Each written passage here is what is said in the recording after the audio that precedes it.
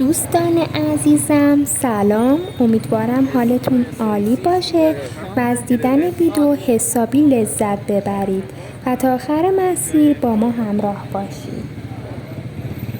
اینجا شیراز هست، اومدیم خیابان مناصدرا.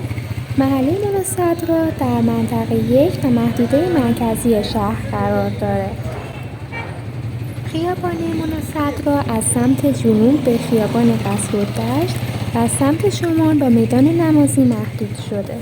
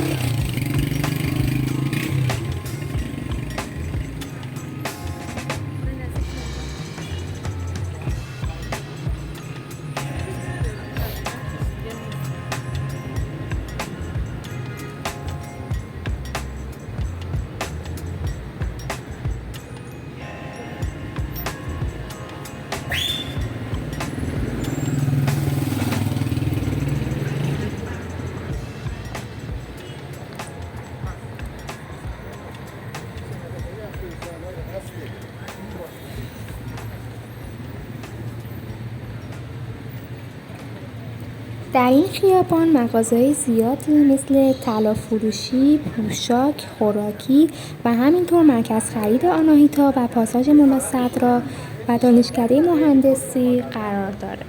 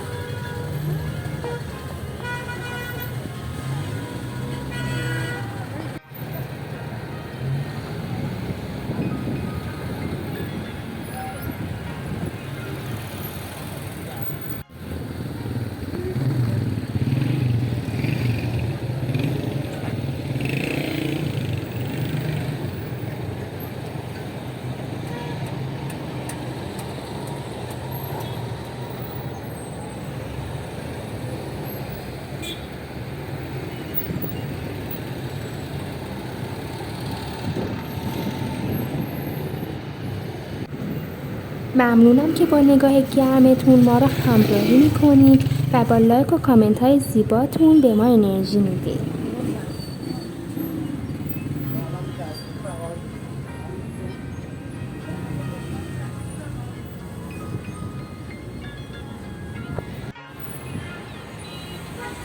امیدوارم که از دیدن ویدیو حسابی لذت برده باشید.